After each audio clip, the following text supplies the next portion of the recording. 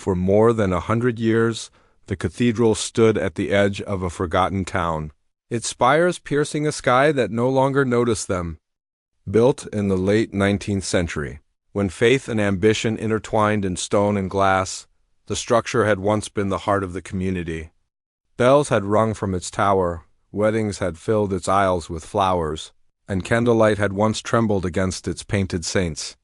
But time is merciless. Railroads shifted, industry faded, families moved away. Eventually the cathedral remained alone, too large to maintain, too sacred to demolish, and too imposing to ignore. Its doors were sealed in 1912, after structural inspections deemed it unsafe for regular use. Yet oddly, no visible cracks or collapses ever followed. It did not crumble like other abandoned churches. It simply waited. From the outside, the building looked perfectly still. Weather had softened the limestone facade, and vines crept along the buttresses like patient fingers reclaiming territory. Stained glass windows remained intact, though dulled by dust and decades of neglect. No birds nested in the belfry. No graffiti scarred the stone. It was as though even decay approached with hesitation. Locals told stories, of course. They always do. Some claim the cathedral was cursed after a mysterious illness swept through the congregation in its final years. Others whispered that its architect, a quiet and obsessive man, had embedded secret chambers within its walls. Yet the most persistent rumor was not one of horror, but of breath. The first report came from a historian named Malcolm Reeves, who obtained permission to survey the building's interior for a preservation study. He entered with a flashlight, notebook, and a simple plan, catalog what remained. What he experienced was not in his plan. Reeves later described the sensation as subtle but undeniable.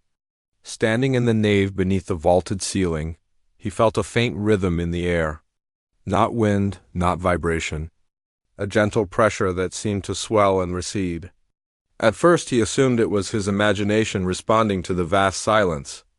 But when he paused and held his breath, he sensed it more clearly, an expansion in the atmosphere, followed by a delicate release. The walls, he insisted, did not visibly move.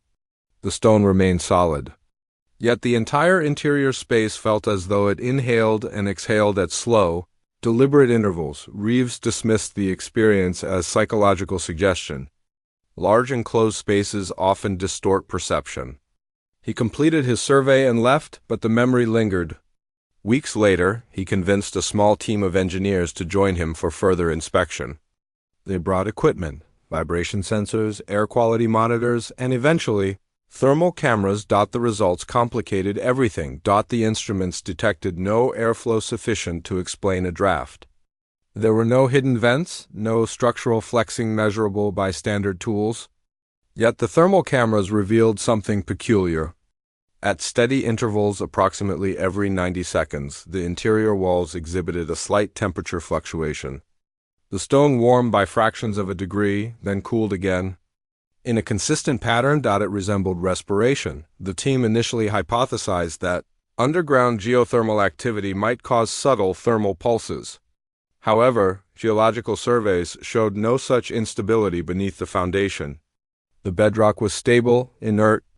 No seismic movement correlated with the intervals. Word of the findings spread quietly among academic circles before reaching the public.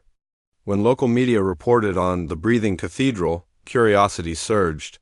Permission was granted for controlled visits. Small groups entered under supervision. Each participant instructed to remain calm and observant. Descriptions varied, but patterns emerged. Visitors did not report fear. Instead, they described an enveloping calm and almost meditative rhythm that synchronized with their own breathing. Some said they felt their pulse slow upon entering. Others claimed that if they stood still long enough, they could anticipate the exhale, a faint shift in pressure that brushed their skin like distant warmth. No one saw the walls physically move. Yet nearly everyone felt the rhythm. Scientists proposed acoustic explanations. Perhaps distant traffic vibrations, amplified by the architecture, created subtle pressure waves. Yet the cathedral stood miles from major roads.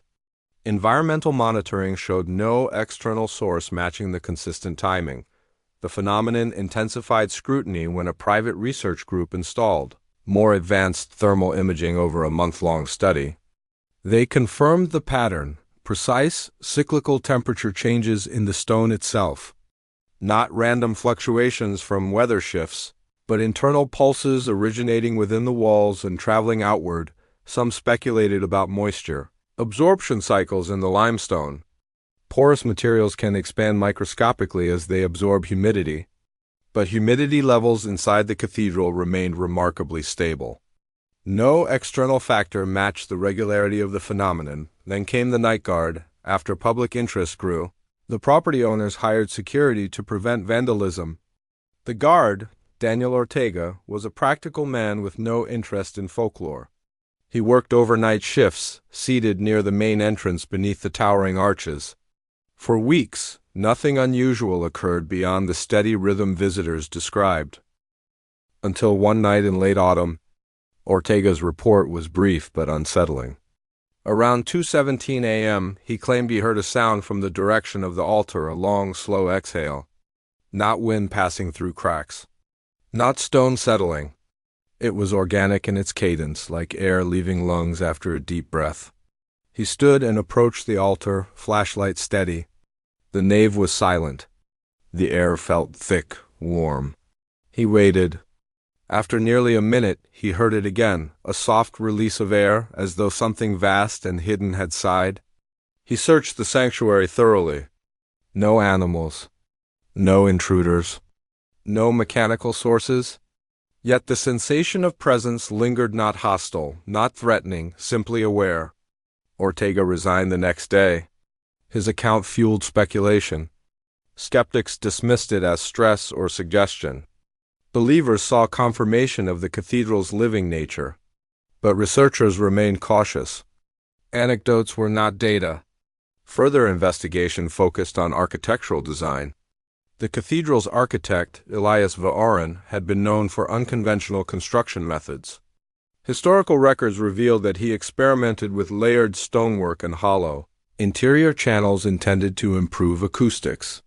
Blueprints showed complex cavities between walls, air pockets designed to amplify choir voices and organ resonance.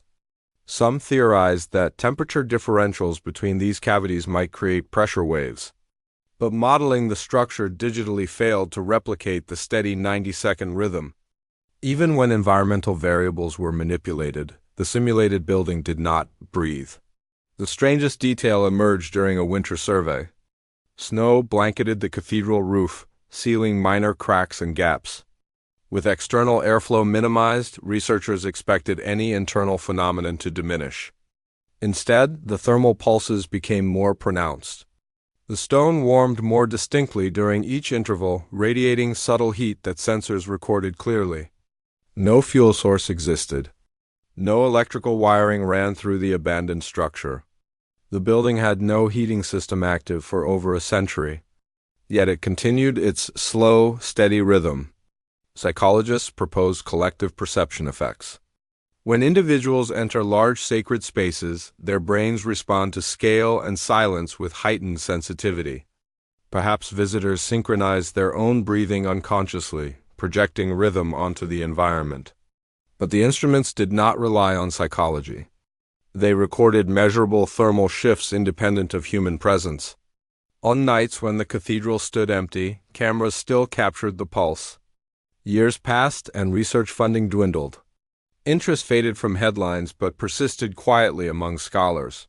The cathedral remained locked, its doors rarely opened except for controlled studies. Grass overtook the courtyard. Ivy thickened along the walls. Inside, the rhythm continued. Some preservationists began to argue that the phenomenon, unexplained though it was, should not be disrupted. The building had stood for over a century without collapse. Whatever process occurred within its walls had not harmed it. In fact, some structural analyses suggested the stone remained unusually resilient, as though internal stress redistributed evenly. A final comprehensive study attempted to map the thermal wave's origin point. High-resolution imaging revealed that the pulse seemed to begin deep, within the central columns before diffusing outward across the nave. The pattern was symmetrical, almost anatomical. Columns as ribs, vaulted ceiling as chest. The resemblance to respiration was uncanny, yet no physical expansion could be measured. The walls did not shift by even a millimeter. The phenomenon existed in temperature and pressure alone, a ghost of movement rather than movement itself. The cathedral never produced dramatic manifestations. No objects levitated. No lights flickered. There were no apparitions or violent disturbances. Only rhythm. Only breath. Visitors who managed to enter during rare open days often left quietly, subdued rather than frightened. Many describe feeling as though the building recognized them not personally, but as living beings sharing air within its vast interior. The sensation was not oppressive but strangely intimate. Architectural historians sometimes wonder whether WONT intended this effect. Could the design of layered stone and acoustic cavities have created a structure so responsive to micro-changes in temperature that it developed a self-regulating thermal cycle? Or was the phenomenon an emergent property and unintended consequence of materials interacting over decades? No conclusive answer has been found. Today, the cathedral remains sealed, preserved more as a question than a monument. Its bells no longer ring. Its pews gather dust. Yet within its stone heart, the rhythm persists. 90 seconds. Warmth rising. 90 seconds, release no airflow. No measurable motion. No source of the faint exhale once heard behind the altar. And perhaps that is what makes the cathedral remarkable. It does not terrify. It does not demand belief. It simply continues, patient and steady, as though the architecture itself learned the most fundamental act of life, breathing.